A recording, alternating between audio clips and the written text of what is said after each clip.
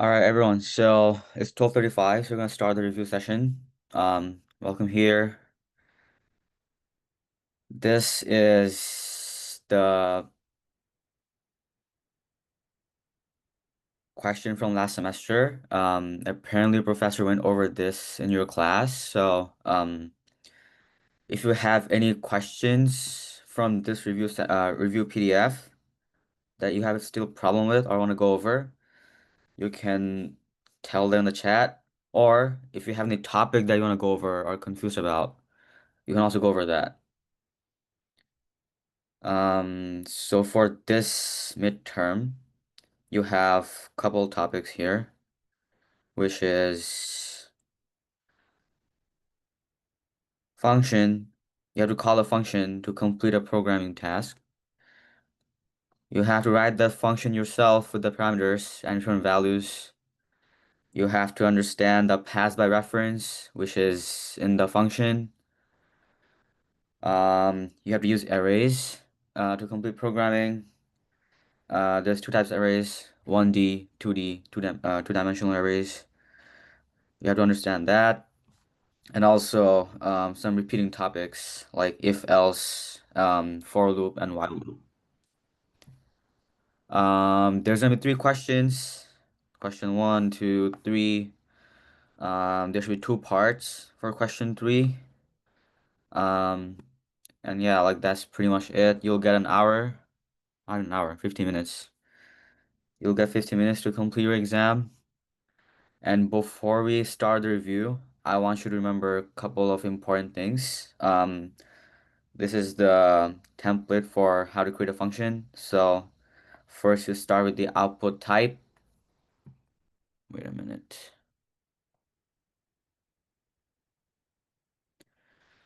Okay, so before we start the review, again, I want you to remember a couple important things. How to write a function. You start with the output type and you name the function. Variables, it can be one variable or multiple variables. Instructions inside the function itself, and you return whatever is the type of the output. Another important thing to remember is to generate random numbers. This is like part of your question. So in the question, they might tell you generate a random number from something to something. And this is the formula. I won't go into like that much detail, like how it came to be, because it's right before an exam and this is a review session. So I'll tell you to memorize this whole formula. Um, Again, basics of 2D array.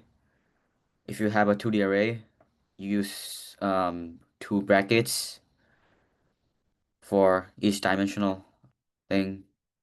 The first bracket tells you how many rows are there. The second bracket tells you how many columns are there. If you have a 1D array, if you have a 1D array, you'll have just one bracket, which will tell you the number of columns. Um, what else can be useful?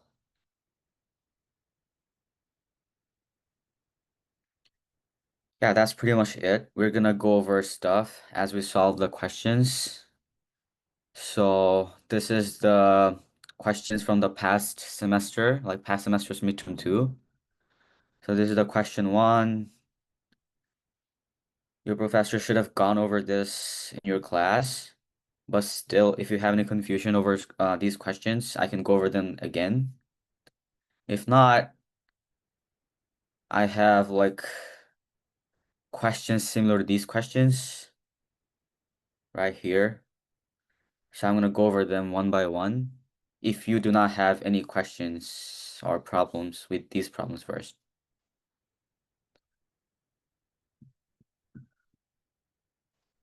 So is there any questions from the review, like the past semester's second midterm you want me to go over? Or do I start from my own questions?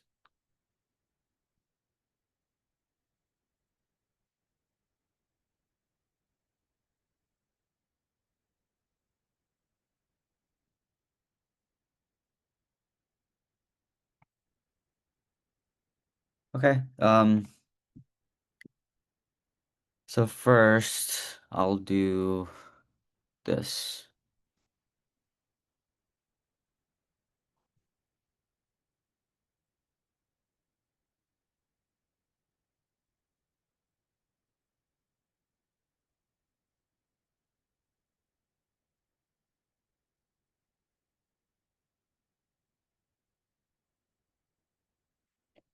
Meanwhile, if you have any other problems, you can tell them in the chat.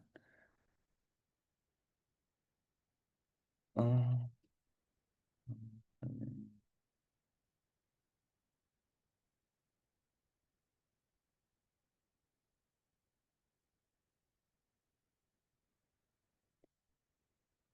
all right, so I'll start the first question. So the first question, it says, write a complete C++ program that declares, okay. First, it tells you to declare an array of 50 integers, fills it with a random numbers between 10 to 99. Again, random numbers, so you have to use the random function. Then it says use a helper function in sum array to calculate the total sum. Okay. Then it says if the first element is this, whatever the array. So the first element times 15 is greater than the sum, print first is greater. Otherwise, print sum is greater or equal. The helper function must not print anything. Okay. So when you see a question, do not panic. Again, divide the whole question into multiple tasks, which is, I think, done here pretty well, but still. So this question demands you a couple things. Okay, first, declare an array of integers. So that'll be your first step. This is how to declare integer of arrays of 15. Fill it up with a random number. So your second step is gonna be use a for loop and fill the array with whatever the value is. Then your third step should be use the function. So you'll use the function to get the total. Your fourth step is gonna be compare. So we'll compare the values. Yeah, so I'm gonna start doing it. So you start with hashtag.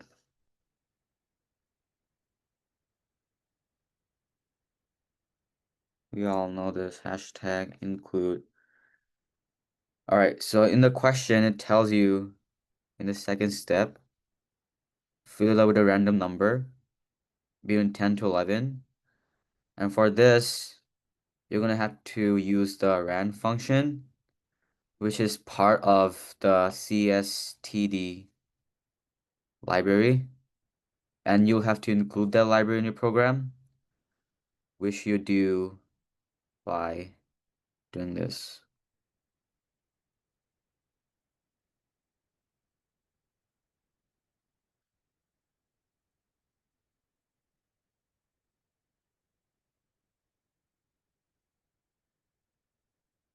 And whenever you have a random function to get a in every run of that program, to get a different value in each run, you'll have to use this function called ctime.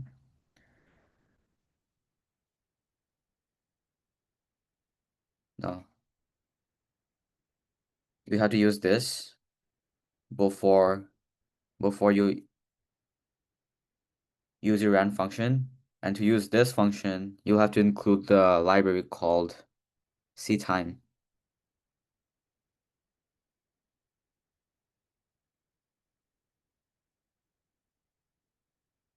Okay.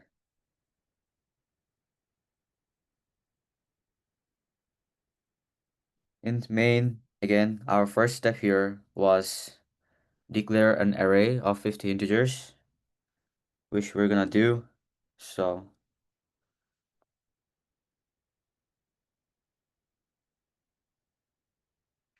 okay, where's the eraser?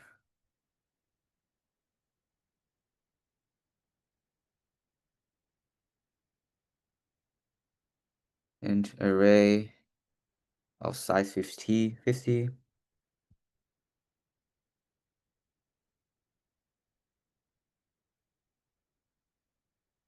We're gonna use srand times 0.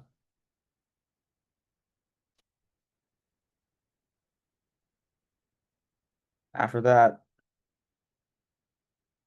our second step here was to use a for loop because it's set to fill the array with random numbers between 10 to 99. And from 10 to 99, we have the formula over here, if you remember. We're gonna use this. So any random number from A to B should follow this formula. So here A is 10, B is 99, and we're gonna plug in the values.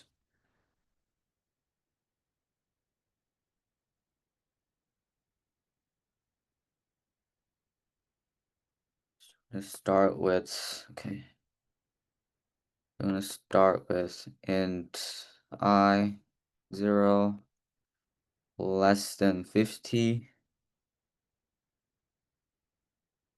I plus plus.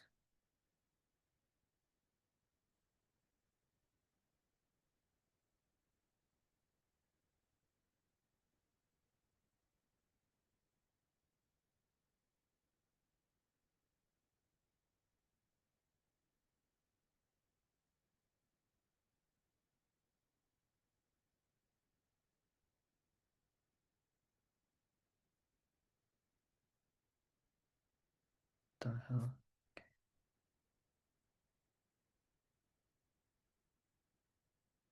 In every cycle, the value is gonna be, if you plug in the formula, is gonna be 90 plus 10.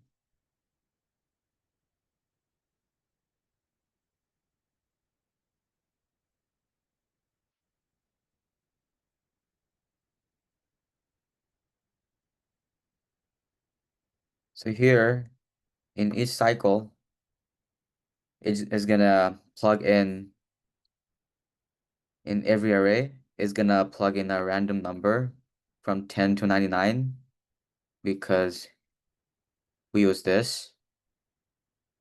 And after that, what does the question say? We completed this step, we did this step, and after this step, it says use a helper function, which is this, to calculate the total sum.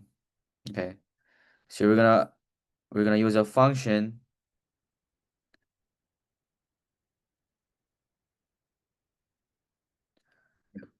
We're gonna use a function named this, and whenever you use a function, it should be before the main function. So I put some space here to use that function, create that function. So I'm gonna do int sum array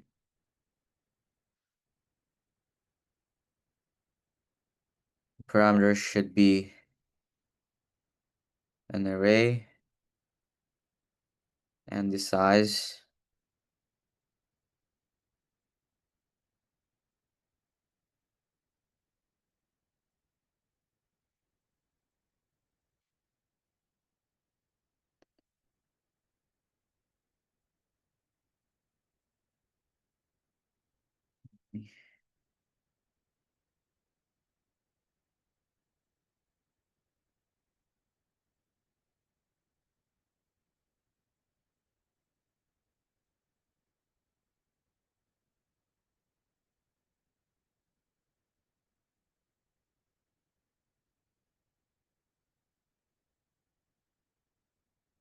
I'm gonna create a variable called sum Initialize that variable to 0. What is happening?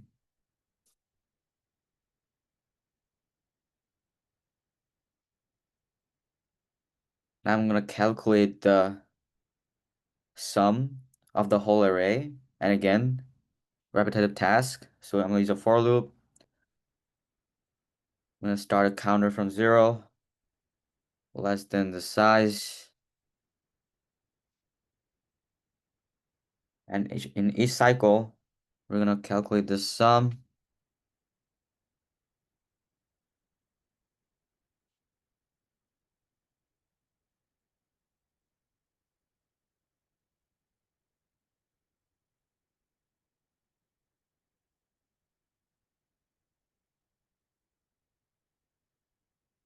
And after that, we're going to return the sum to the function.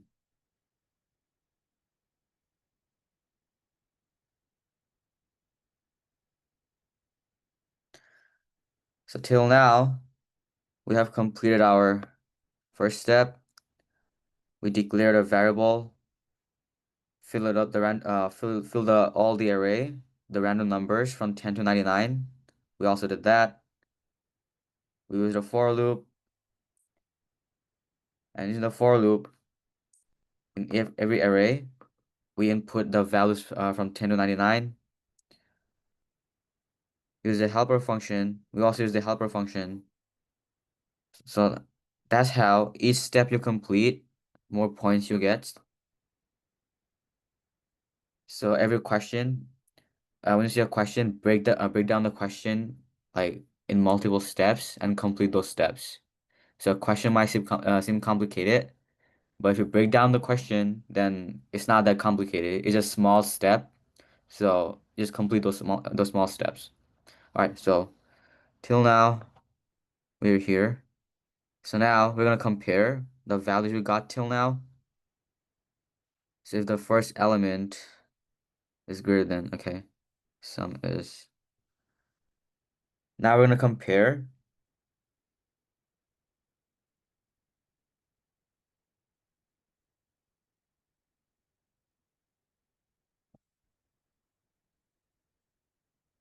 So I'm gonna do int total. We just use the function we created right now, which calculates the sum for us. So I'm gonna do array and 50 because our size here is 50 and our parameter is the array and the size of integer value. So when you call the function, our parameter should be an array, which we created here, and the size integer because the size of a function is 50. We have 50 array, so we're inputting the size here.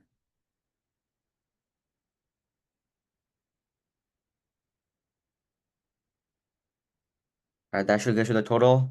We also want the value of,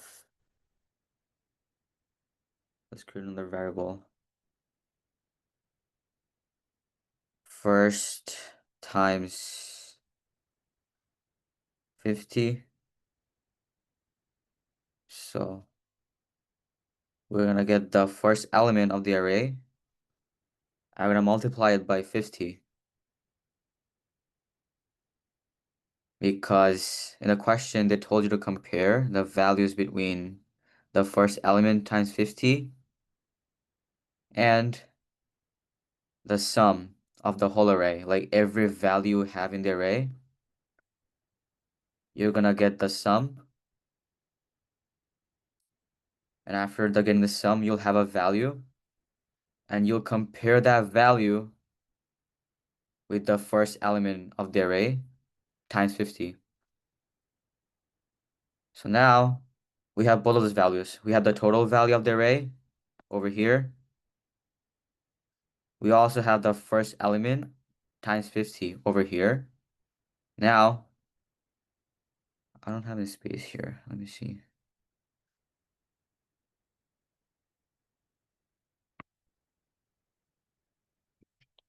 Can I not? Okay.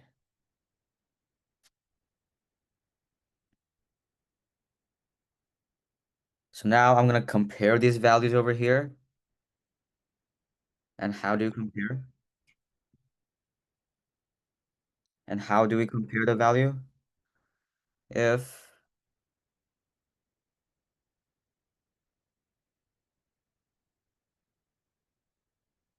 our first times 50 is greater than total, we can say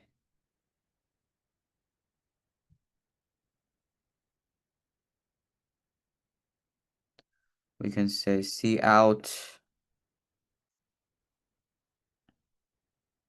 What does the question say? Say first is greater. Okay. So if this value here is greater than the total, then we're gonna say in the C out first is greater.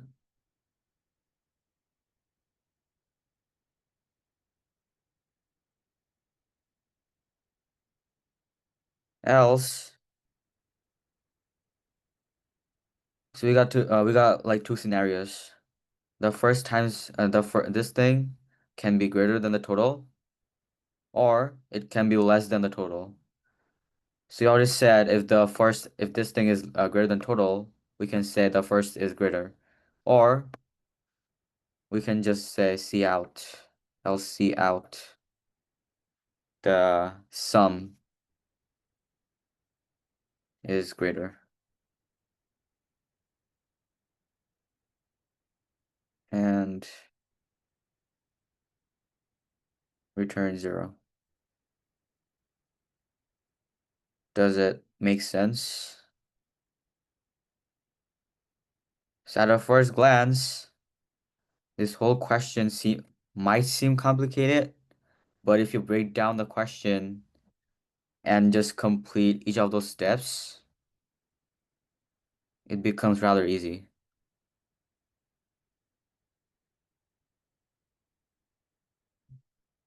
Any questions so far?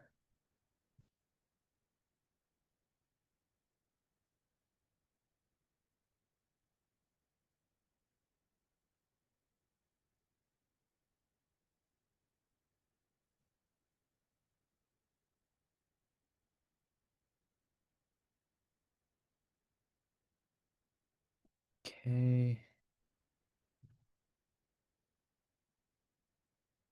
how do you...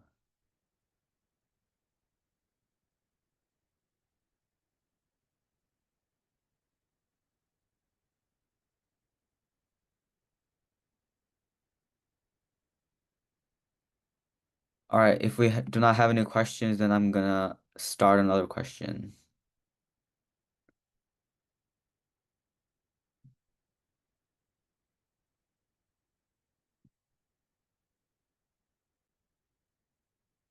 All right, so second question, again, it says declare a 2D array called double matrix 25. That means you're gonna have 20 rows, 5 columns. Then it says fills each cell with a product of its row and column indices. Just the value of the row and the column. I know, not the value, like whatever the row number and the column number is.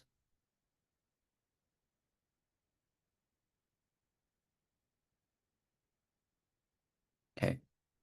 And then it says ask the user for a row and a column index.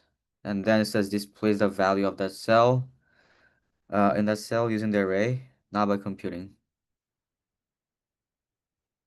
I'm gonna type, that's much easier.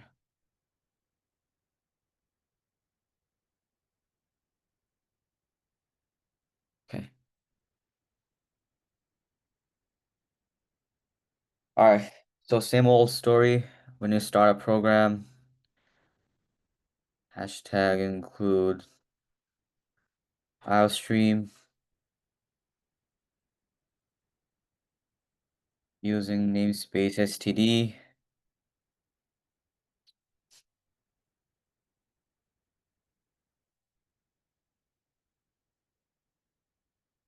int main. All right. So our first step here says declare a 2D array called double. So I'm gonna do just that. Double matrix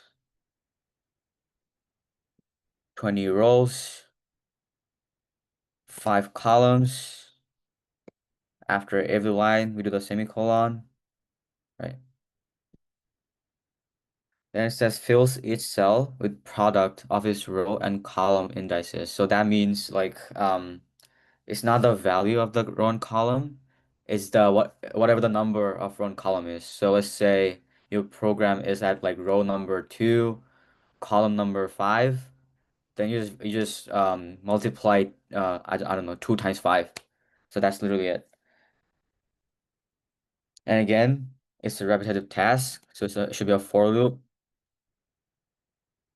I'm gonna start the counter with 0. Start the counter with 0. Should go on till,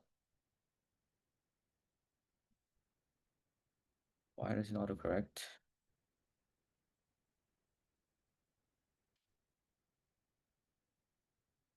Should go on till the 20.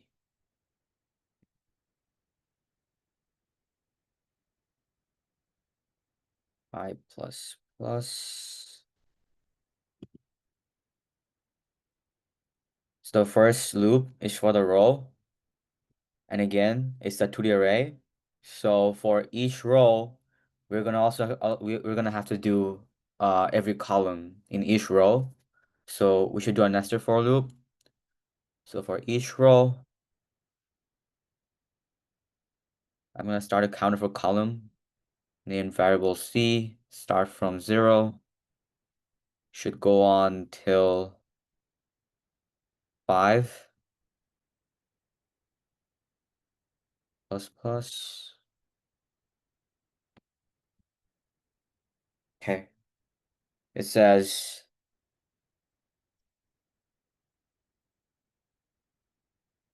fill um fill the array.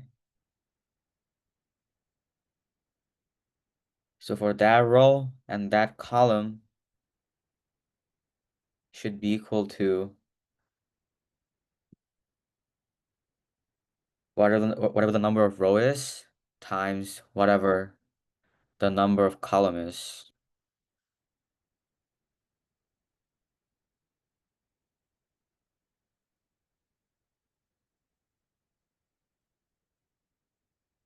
So till now,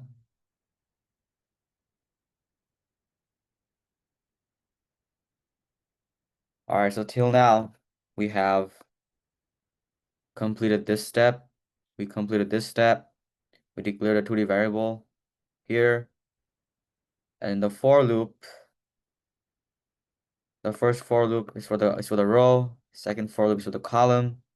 So for column, the first loop, let's say it starts with column 0, no, the row 0. And for the row 0, another for loop is for column 0.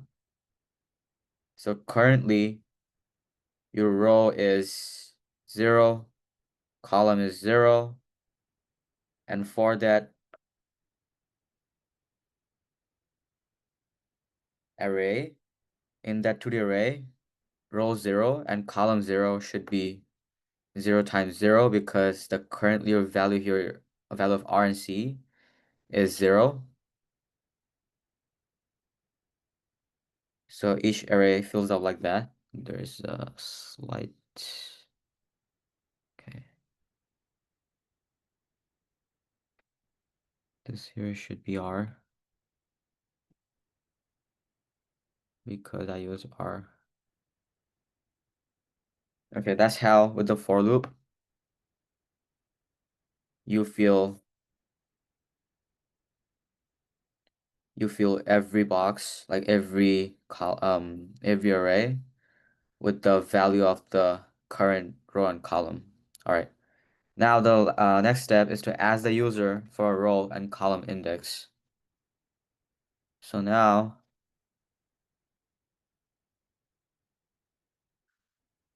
I'm gonna ask the user for row and column number.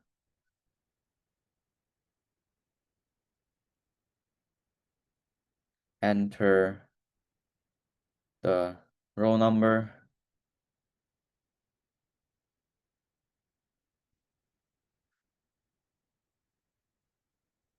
Should be from 0 to 19.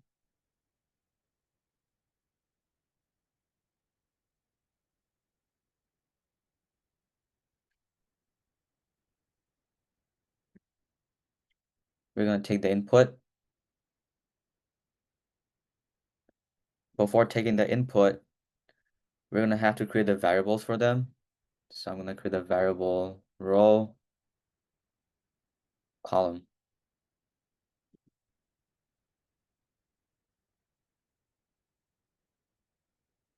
See out. Enter the column number. Should be from 0 to 4.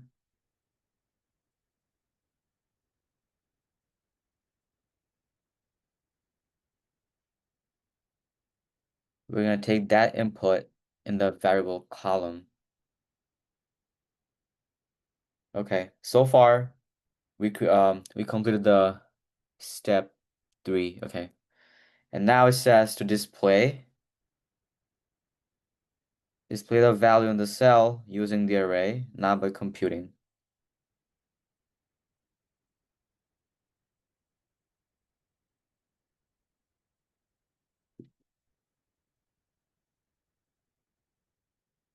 So whatever. So now you took the input, and by now you should have the values. What the hell?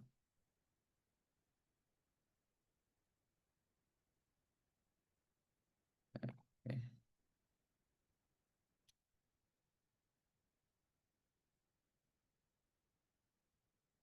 All right, can everyone see the screen? I think my software crashed. Okay.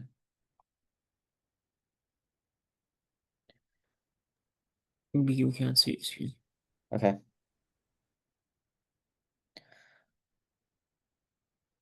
So now we've completed the list.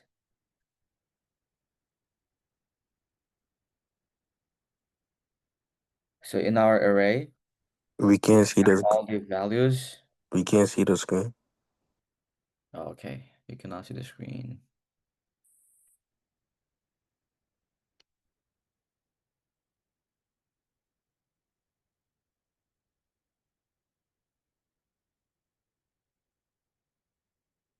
How about now? You guys were good. Okay. Yeah, it's right there. Okay, so I'm gonna go over it again pretty briefly. We completed this step. We declared two variable to the array. It's also it says to fill each cell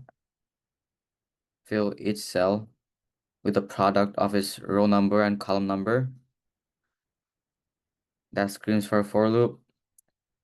So first for loop is for the row, second for is for the column, and for each row and column, that row and column's value should be R times C. So each cell gets filled up like that. And after that's done, your 2D array and each of the cells should have some kind of value. And the next step should be to ask the user for a row and column number, which we did right here.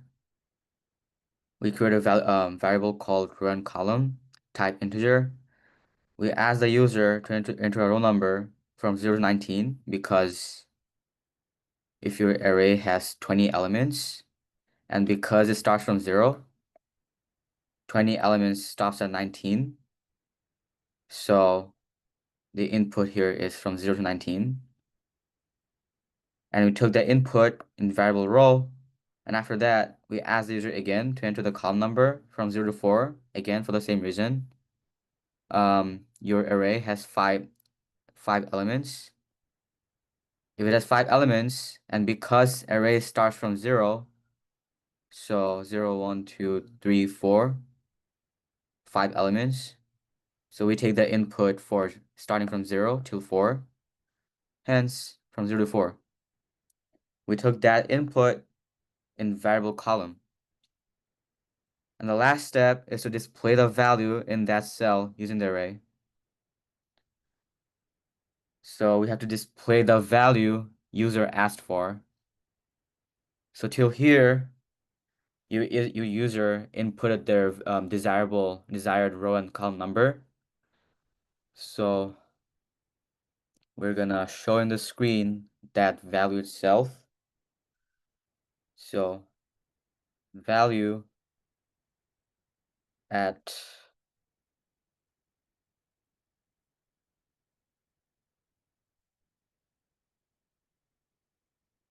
let's put it like this.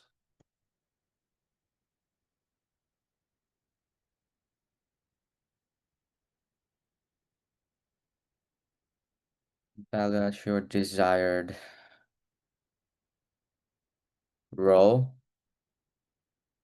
and column is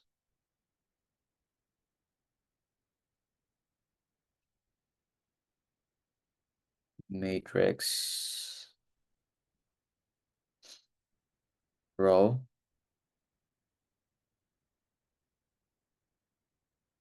column.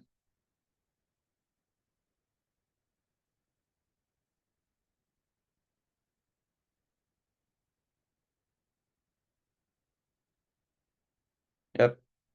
That's how you do this question.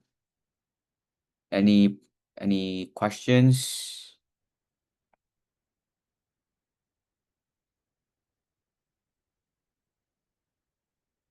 It's pretty simple.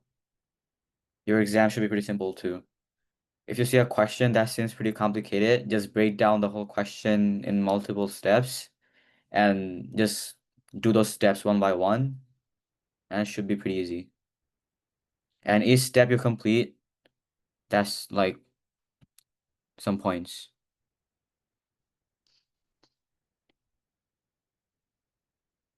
If we do not have a question, then I'm gonna just go to the next question again.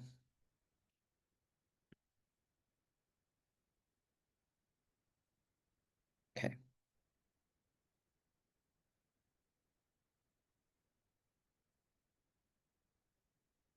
Okay, this is another simple question which says write a function, which is over here. I'm gonna zoom in. Write a function, which is over here. This and it tells you what that function should do. So that function should add b to a. That means add b to a, which means a should be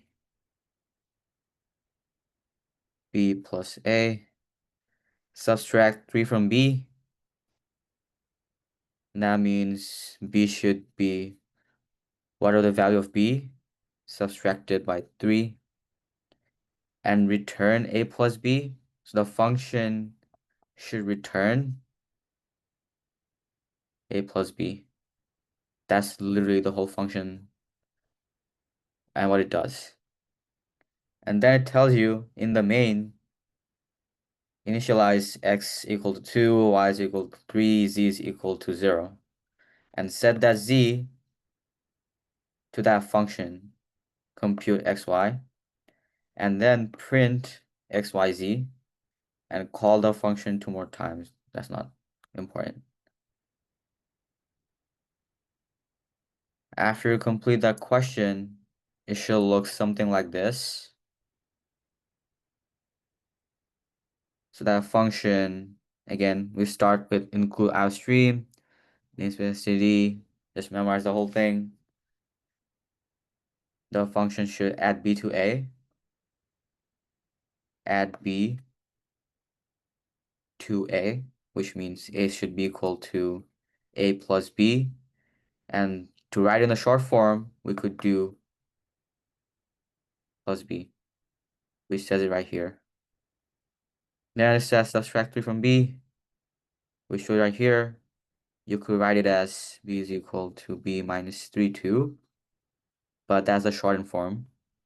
It should return a plus b. It did. And then in the main, we did whatever they told us to do. Now, this whole thing could be an output question. So your professor in the exam is gonna give you this whole code and ask you for the output, what each output is. And to find that, you're gonna have to calculate by your own. So let's start like this. First, your values are x is equal to 2, y is equal to 3, and z is equal to 0. And for each step, we're going to keep track of the values of x, y, and z.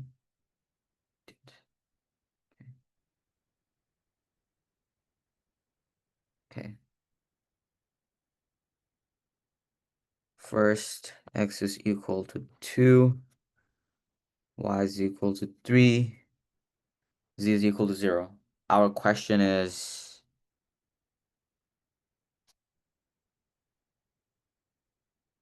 what's the output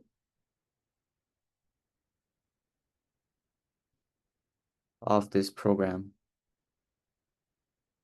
Okay, so till now, this is our value.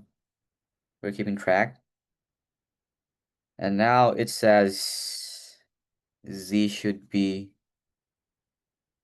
compute xy,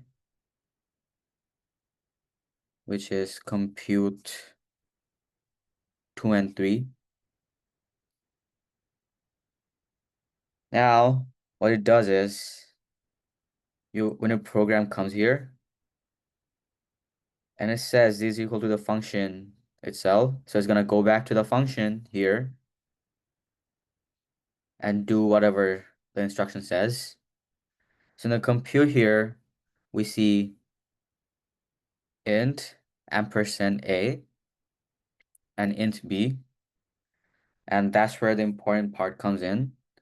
So when you see an ampersand sign in the parameter,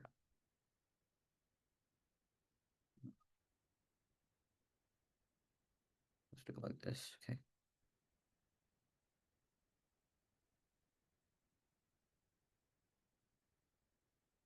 When you see an ampersand sign in the parameter, what it does is it connects here. It will connect to the x here because our input is x for this parameter. And for the ampersand, it will connect to the variable in main function. And for this one, it does not have an ampersand sign. So this will just copy the value from the main function. So here, what it does is it's gonna let's say,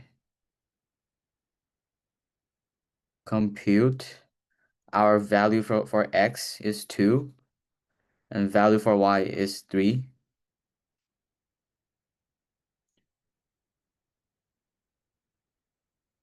So now our x, which is 2, should be equal to 2 plus 3, which is 5. And y should be the value of y, which is 3 minus 3, which is 0. And it's going to return a plus b, which is here it's not a plus b is x plus y, but you get it. It's going to return 5 plus 0, which is 5. So here, in this function over here, is going to return the value 5. So z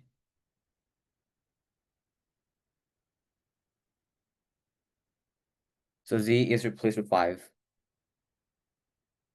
And it says C out. Okay, no. It says C out after the first call, x is something, y is something, z is something. Here, in the function here, our first value was x.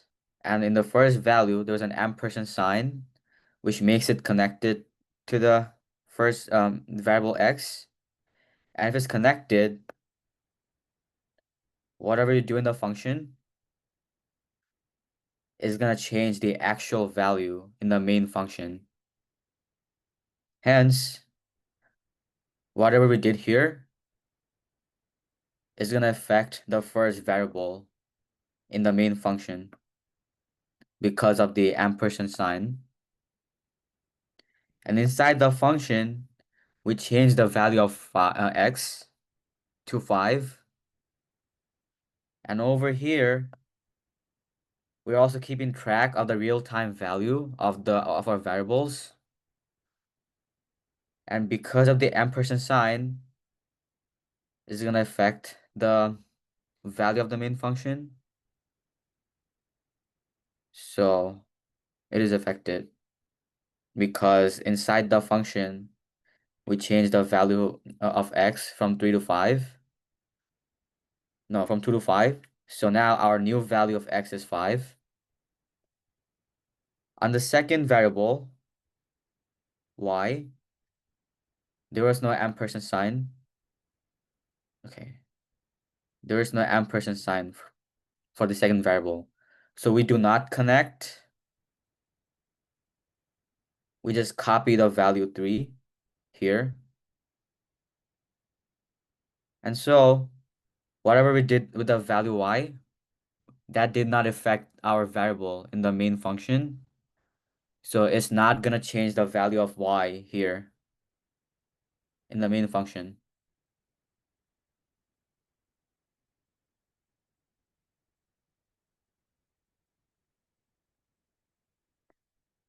So it did not change our value of y. So y stays the same. And our new value of z is 5.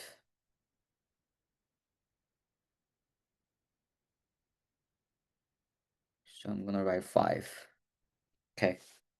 So that's it after the first call.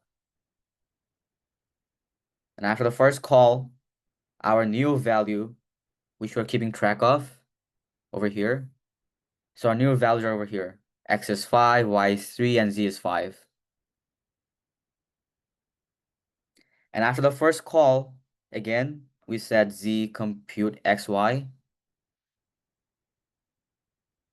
So we're going to compute again over here, compute xy. And our new value of x is 5. So we're going to change the value over here from 2 to 5. And y is 3 because y did not change. So we're going to find out the new value for z. Now we're going to do the same computation again. Let me.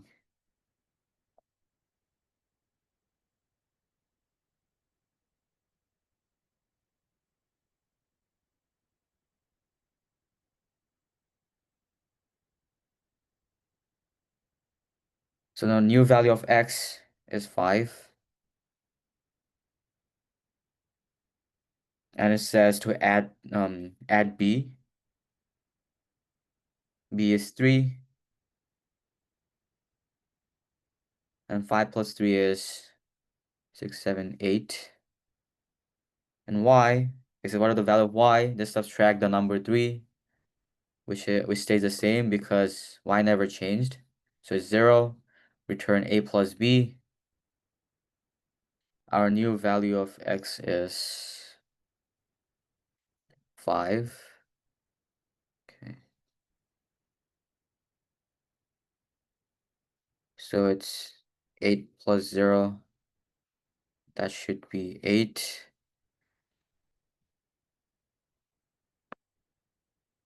And it returns this value to this function. So now our new value of z is 8.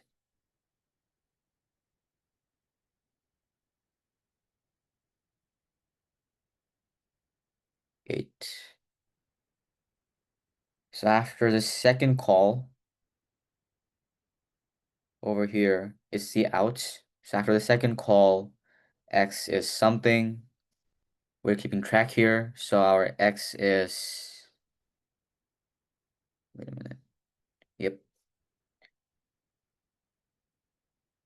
Again, we should have kept track.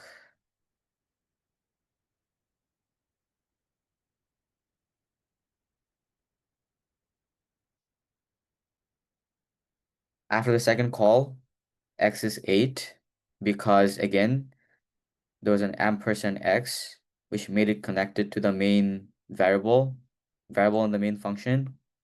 So whatever it did in the function, it changed the value in the main function. So our variable in the main function was affected, and it changed the value from 5 to 8. So here, our first call, after the second call, the x is 8, y stays the same because even if inside the function, even if we do change the value of y, it does not affect the actual y here in the main function because there's no ampersand sign over here. So it does not affect the actual value in the main function. So it stays unchanged. So y is whatever there is, y is 3. Z, again, we change the value after the first call. So after the second call, your new z is 8, which is over here.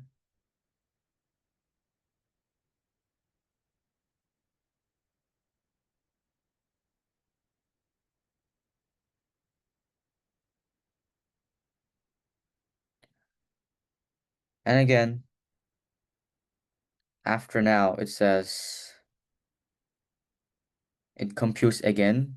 So z compute, our new x is 8. Y stays the same, so it's 3.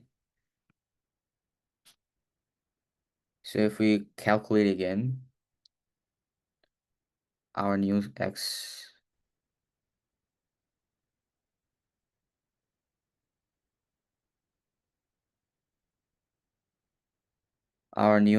is 8. 8 plus 3 is equal to 11. Y stay the same because there's an ampersand. Return a plus b to this x and y.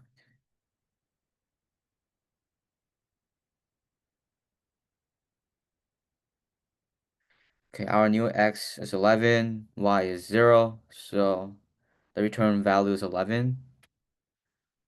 We return this value over here to z. So now our new z is equal to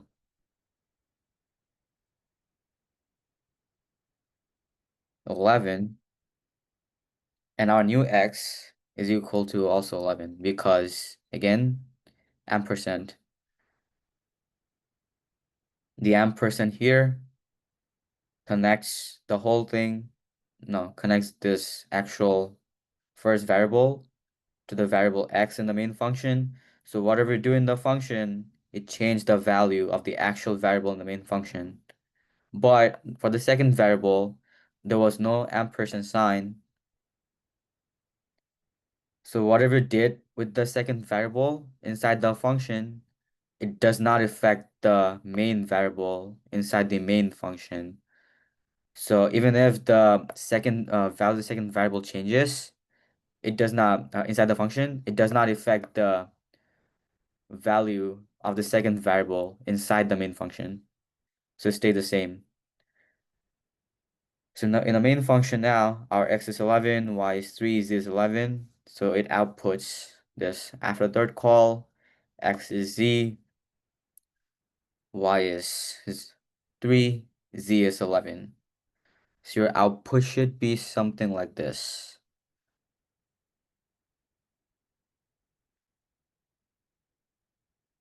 After the first call,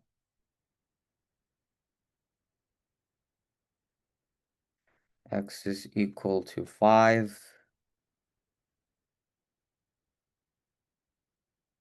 There's no comma because in the main program, there's no comma. Y is equal to 3. Z is equal to 5. After the second call, x is equal to 8. Y is equal to 3. Z is equal to 8. After the third call, x is equal to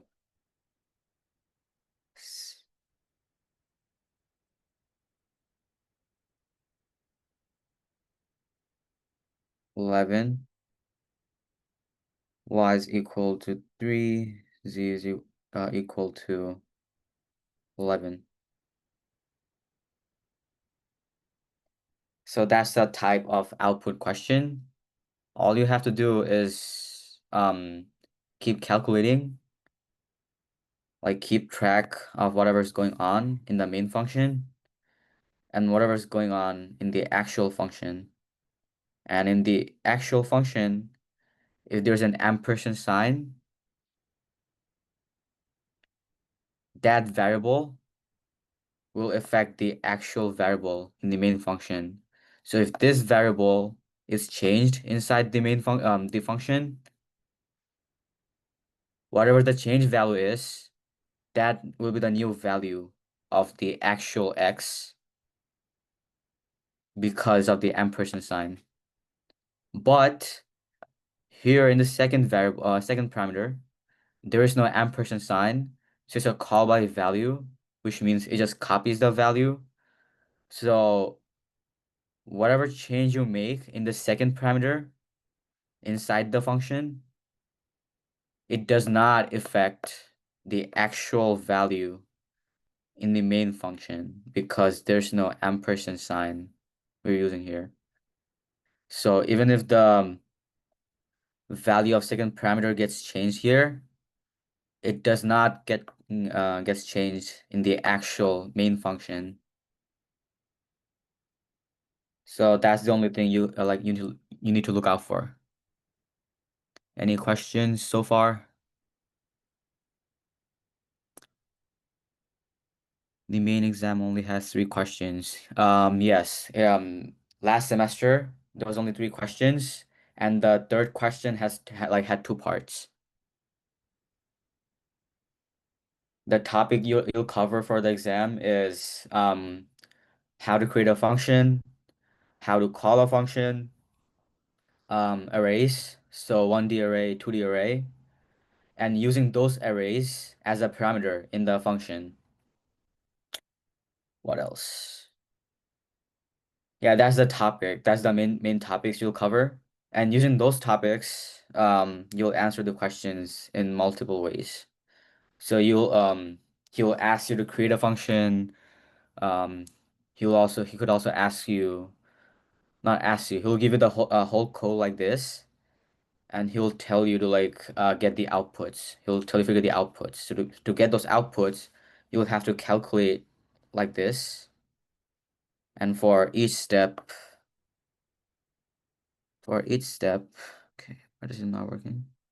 Okay, for each step, you're gonna find out what the output is.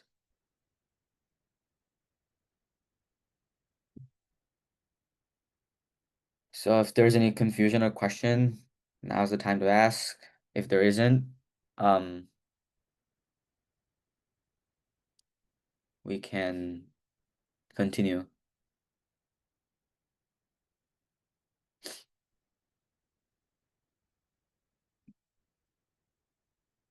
Is there any type of question you want to go over? Do you have a question similar to the last question in their exam sheet? Yep, there it is. Do you The go? Okay, first. okay. Because I read the question as well, and I made a new one. But we could do Okay. the one you have, and then we could do the one that I made for them as well. I mean, you can take over. It's been an hour, no? Okay, okay. All right, sure. All right, then you can take over. I'll be in the chat. If you have any questions, I can answer them in the chat.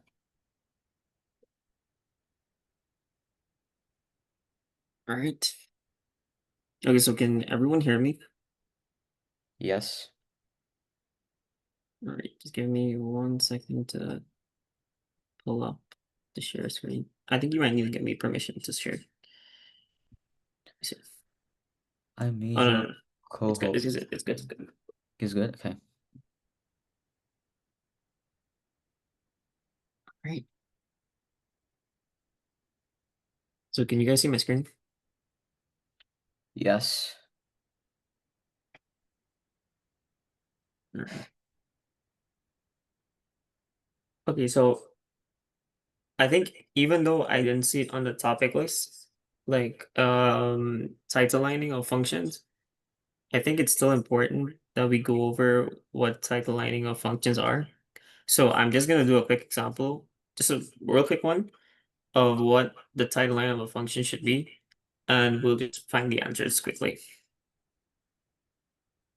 Let's see. Okay.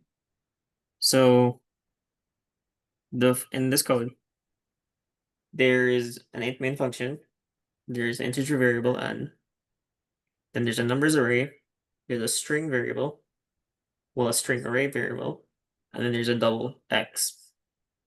Now, does anyone have any idea what a title line is of a function?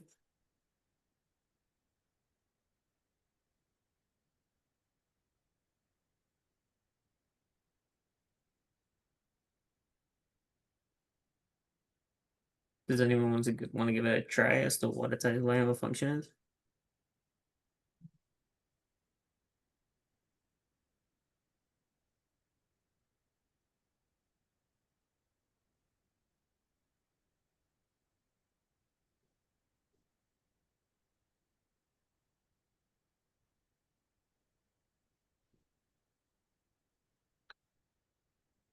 All right.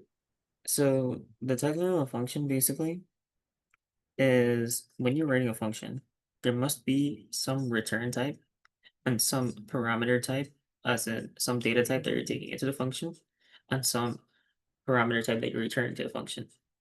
So in every function, you're gonna have a title line that has the data type of the function, and then every single parameter inside of that function, there will be, whether it's 3, 4 parameters, every one of those parameters must have a data type. That's the only way the function will work, because you need to take in something with a data type to give you something as an output from those data types that it collects. So in the first one, it says that what is the title line of average as called the line marked A? Well, the only information that we're given is that there is an x that is equal to the function average, and average takes in 3 parameters, n, and again, and 14. So what do we know? Well, looking at the variables that were declared, we know that n is an integer. So that gives us an idea that the parameters that we're taking into the function of the average function, one is going to be, since n is an integer, one is an integer. Then we see n again, that's an integer. Then lastly, we see 14. 14 is also an integer. How do we know 14 is an integer? Because 14 is a whole number and there wasn't a decimal point that was placed afterwards. So we know that it must be an integer. Now, given that we know what the 3 parameters are of the function, we still don't know what the output of the function would be. However, what it did tell us is that the variable x is what the function average is equal to. And when we look into the declared variables, we see a double x. x is a double. Therefore, if x is a double, you can only initiate the variable x to something that is a double as well. So therefore, a function average would be a double.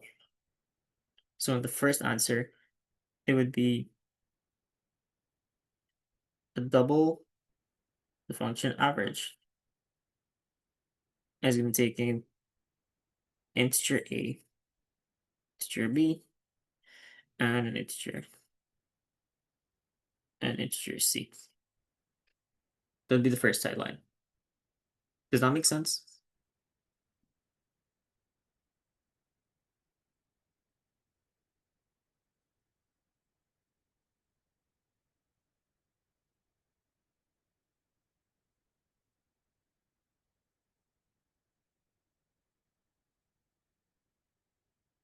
Are there any questions on how we got the sideline of the first one?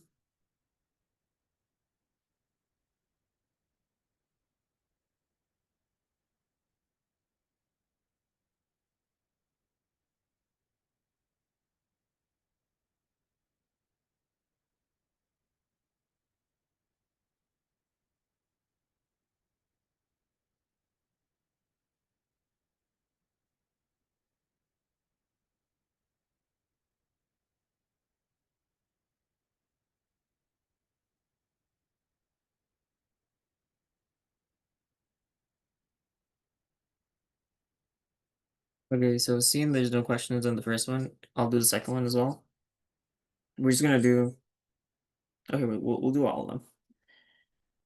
So in the next one, there's a print function, and it has two parameters. We see that by the comma separates each parameter, so we know there's one parameter, two parameters.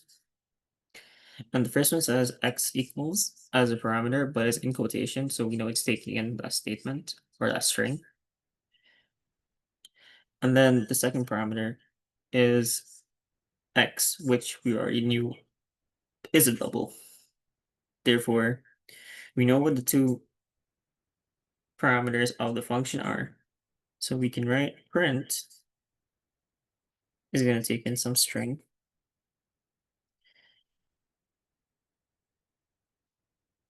a, and it's also going to take in a double b. However, we don't know what the output of the function is or the data type of this function. So we need to now figure that out. What other information we're given is that it prints to the screen the best is ny. Now, since it's a statement that doesn't follow a integer parameter, a boolean parameter, a float parameter, or anything of the sort, the only thing that we're left with is that it's a void function because there's actually nothing to return. It's just going to see out something or print something to the screen. So in that case, we know that this is going to be a void function.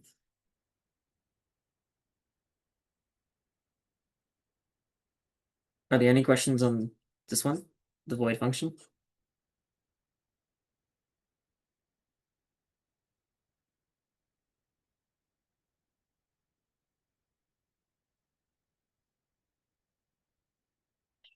Right, we'll move on to the next one. So it says the function best state takes in the parameter states, and then it takes in an integer 3. When we look at the variables declared, we see that states is one of the variables declared and is declared the string. So therefore, we know that states is a string. However, what we also know is that states has these square brackets, which means that it's an array. So therefore, it's not just a string, but it's a string array. And we can rewrite the function now. Best state, taking in the parameters, which would be a string a, but it's an array in this case because we're taking in an array given that it was declared that string states with the square brackets is an array. It's a 1D array. The next parameter we know is an integer because it gives us a whole number of 3. So therefore, we know the next one is going to be some variable int. We could put int c here. The name of the variable when you're doing the title line doesn't have to be something specific. It could just be letter because you're just putting the title line of the function. It's going to take a parameter that you're going to then in the main memory, in the int main, sorry, you're going to take in some variable that will replace that string data that we have here as a string A array, or that int C is going to be replaced by some variable. When you call the function in the main and you put in some other variable or some parameter you want to use in the function when you do function calling. Now, besides the information that we have, all we know is that we're taking in a string and an integer. So in this case, we need to figure out what would be the output or result type of this function.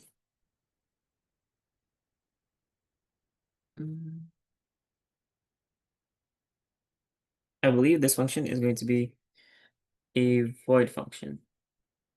The reason being is that we have no other output in the function to state that we're gonna have an integer, a float, and we're taking in a string array, which means we're gonna probably return a cout with the states. So therefore, because we're using the string array, I don't believe that we'll have a return type of a 0. So therefore, it will be a void. Then we'll move on to the mystery function. In the mystery function, we're taking in numbers 1, which is an array, and we're looking for this variable, the 8, because that's what numbers 1 allocates to. And then we're taking a state 1, which is usually. So we know that the numbers 1 array is an integer because it's under the integer declare type. And we know from the states that that would be a string type. So therefore, we know that mystery function will take in some int and a string. But they're not just any int or string, they're variables in this case. So we're not bringing the entire array into the title line. We're bringing in a specific element in the array. Therefore, it's just going to be an integer A and a string B. If we were bringing the entire array, like in this function where it said states, and we didn't specify states the first location or second location, then we would have brought the entire string array. But in this case, we're just bringing in one specific variable from that array. So therefore, we can write the mystery function. And we'll put, I believe the first one is the integer. So we can put int A. And then we're going to put string B. However, for the result type, we have no information that's given to us besides the fact that this entire function is being in the call of an if statement. And an if statement, we know, shares a typing of if something is true, we do this. If it's false, you do the else. That's how the if function works, which is similar to the Boolean type, which is if something is true, it's true. If something is false, it's false. Therefore, because it's within the parameters of the if condition, that would mean that the mystery type is a Boolean.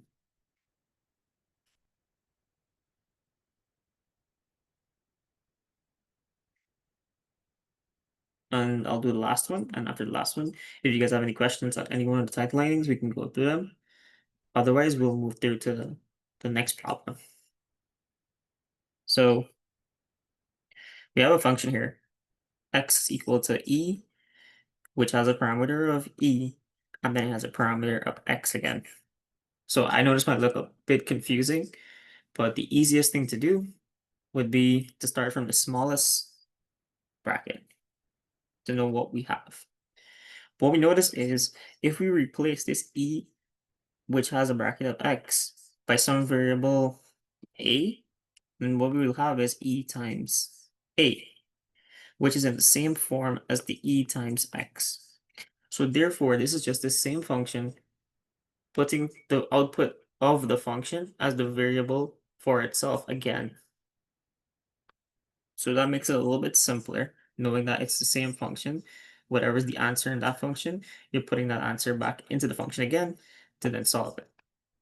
What we do know is that just like the first one where we had x is equal to the average, and we know x is a double, therefore e must be a double as well as the output. And given that x is a double, and x is also the parameter inside of the e in this line, therefore the parameters I'm taking in is a double, and what I will get is a double as well. So in the answer for the e function, you could have a double e, because that's the function, and then you're taking in a double a. So are there any questions on titling of functions?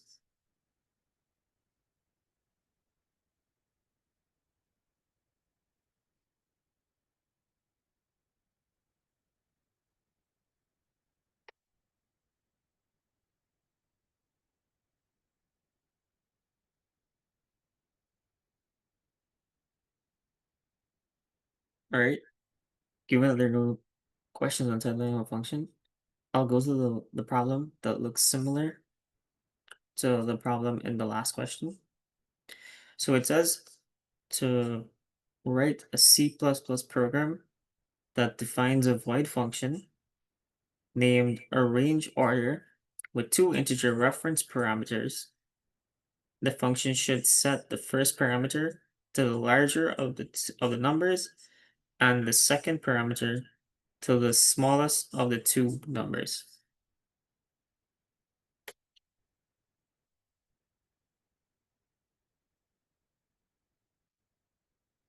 Okay, so what we know is we're going to need a void function because it's told to us that there's going to be a void function. So that means we need to create a function before, and it's taking in two parameters, which would be. Yo, where's my charger? Yeah. Just give me one minute.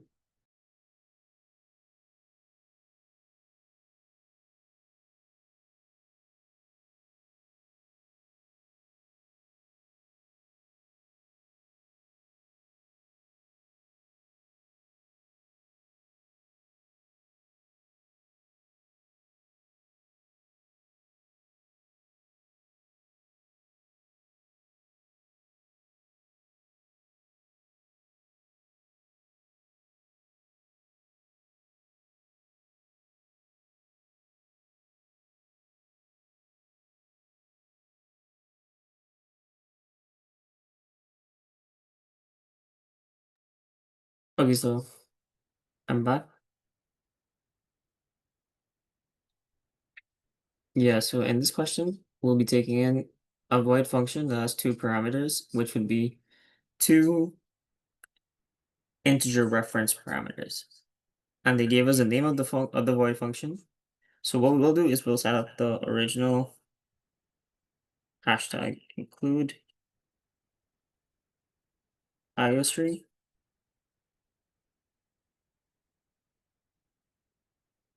And then we'll have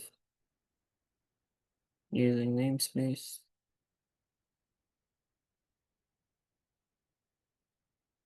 std. And before we go into the int minion, we're going to do a void function. So we're gonna have void arrange order because that's the name of the function that they gave us. And we're taking in two integer reference parameters. So we're gonna have int reference parameter, and we're gonna name this as maybe first, and then int reference parameter second. This is why it's important to know how to write your title line of functions because it's going to play an important part in you making the function for the actual examination.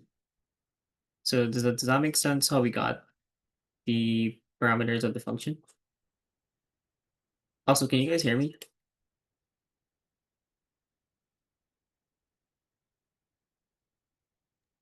Yeah, we can. You're good. Okay. Yeah, so that's why it's important to know how to write your title line, because this is going to play a major role in how you set up your function. If you don't set up the parameters correctly, then you'll have a hard time in the exam trying to figure out where's my data types coming from, how am I returning to the function, etc., etc. However, this question was nice enough to tell that it was a void function, and they gave us a name of the function with the two parameters of the function, so it was a bit simpler in this case. So what we're going to check for now is if the function should set the first parameter to the larger of the numbers and the second parameter to the smaller of the numbers. So we're going to do an if condition. And the if condition is going to check if the first number that I entered, so we're going to name it first, because that's the name of the variable here. First is less than second, which means the value is smaller. We're going to then try to swap the two numbers. So we're going to create a temp value. We can create a temp value. Actually, we can create a temp value inside the function. So we could do int temp equal to the first value. And what this is a temporary value. So a temporary variable. So it doesn't mean the variable is going to disappear. It's just there to hold whatever the value is in the first variable in that temp variable. So then I can allocate the second, whatever is in the second, to the first. So therefore, I'm going to then write the first variable to be equal to whatever is in the second. And then whatever is in, since there's nothing in the second, I'll then write to the second whatever was in the temp. And that's going to finish my if condition. Now, if the first number is greater than the second number, then this condition will hold false. So we can make a note that it would hold false if the first number is larger than the second number. Therefore, I can just immediately write in main memory, well, not in main memory, sorry, in main, that the first number is a larger number and the second number is a smaller number. So this void function, when it's called to the main, is only going to run when the first number is smaller than the second one. Otherwise, it will just print the larger number is the first one and the second one is the smaller number. So therefore, I don't need to write another condition. You could write another condition if you want to, but there wouldn't be a need to write the second condition because of the fact that it's built into the function. If the first number is larger, my void function arrange order will never run. And if it doesn't run, it's going to skip that in the main, in the int main, and it's going to go to whatever lines are after that piece of code. So I'll show you what it would look like. So I believe this is the end of my void function.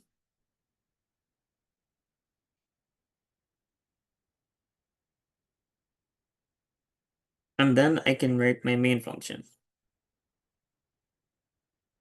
So in the int main, I'll have two variables. They're going to be the int, we'll name them num1 and actually num1, so it's together, then num2. There's no space in between the num1 and the num2, so it's just one thing. This is just one variable, one. And then I'm going to see out to the user, and I'm going to ask them to enter two integers. After they enter, well, to enter the two integers, I'll need a cin, and then I'll put num1 because that's my first variable, and then num2, that's my second variable.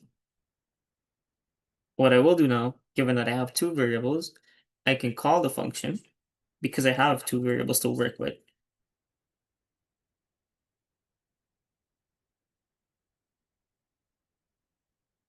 And then I'll put the two variables that I have, num1 and num2, into the function called arrange orders. So remember when I said there will be two variables that will replace whatever is in the title line? So in the title line of this function, void arrange order, this was the function. And then I just put two parameters because I'm using the reference, the int reference of these parameters, the integer reference. I put them as two variable names, int ampersand second and int ampersand first. However, that's just a placeholder in the title line. Because when I put num1 and num2, what it will do, it will find the when this function is called, the ampersand first is going to fulfill the requirement from the num1, and the ampersand second is going to do the same with a num2.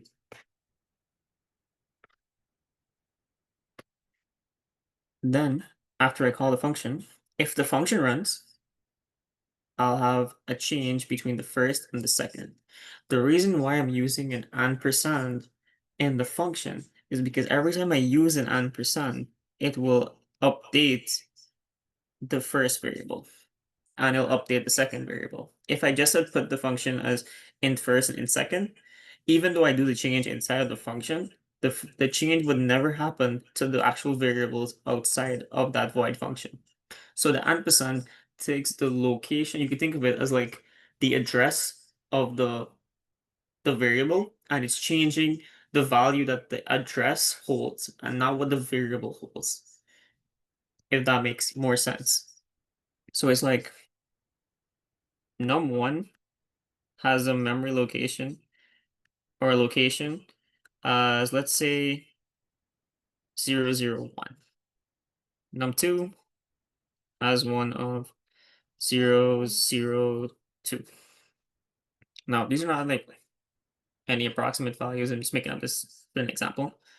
If I change the value of num1 inside of the function, it's going to change num1 to be whatever num2 is. So if num1 is 10 and num2 is 20, and I put it in the function, num1 is therefore less than num2 because 10 is less than 20, it's going to swap these two values. Therefore, this is going to be scratched to be 20, and this is going to be 10. However, that's happening within the variables.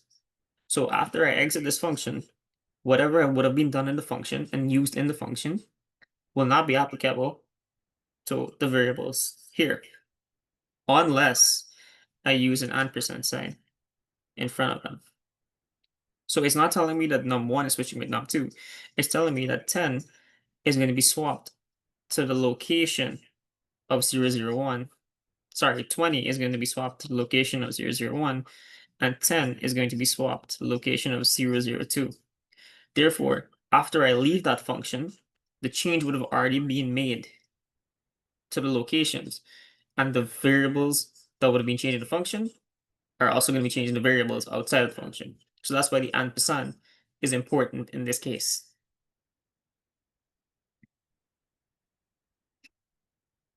Now, coming back to the function, if the function runs and it makes a change, it'll make the change with the ampersand, therefore the variables are going to change. And if it doesn't, it's just going to skip the entire function. And because the way of how C++ works, it will skip that line of code because it didn't work, and then it'll move on to the next line of code. So therefore, I'll have a cout, and I'll just state the first. Let me put this in capitals. The first number. Is there any specific output question? No. Okay. So first number is larger. The first number is hold on, do this, and then I'll put num1.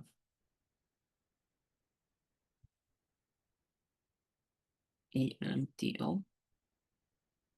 Now we'll complete the first cout, and then I'll do cout.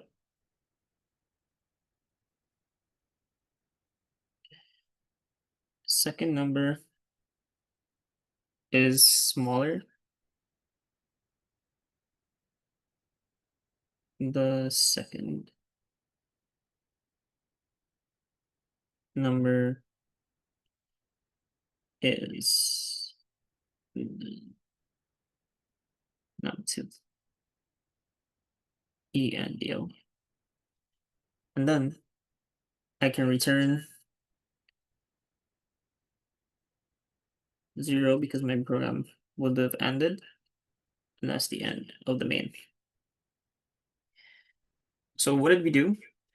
We created a void function here that checks if the first number is less than the second number. We're going to swap whatever values are inside the first with the second according to their memory location, which is then going to update the variables inside of the main, and then num1 is going to have the larger number inside, num2 will have the smaller number inside because the swap would have happened inside of the function according to their memory location. So when we look at the int main, we declare the two variables, we prompt the user to enter two integers, they enter the two integers, we run the function. If the function runs and the first number is larger than the second number, it will then not run the function, and then it'll just see out the first number is large and the second one is smaller. If the first one is smaller and the second one is larger, then it's going to run in the void function. The void function will then go through the processes, swap the location of the two numbers, and then num1 is always going to be the larger number in this case, because it says that the function should set the first parameter to the larger number of the two numbers, and the second parameter should be the smallest of the two numbers. So in every case, num1 should be the larger number. That's why the function is made to swap the variables around according to the memory reference and print the larger number first and then this smaller number second. So this was a question similar to the one that was in your practice exam. If there's any questions on this problem, you can answer chat or you can open your mic and let us know, and we'll try to help you figure out which part you're getting lost at and you need help with.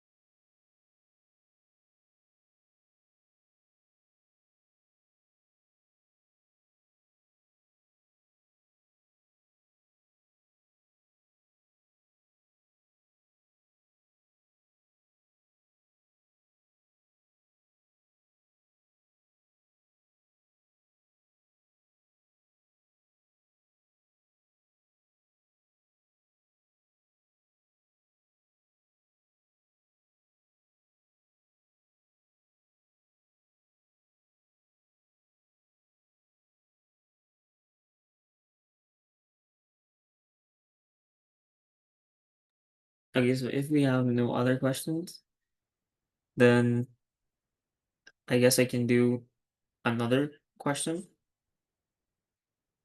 So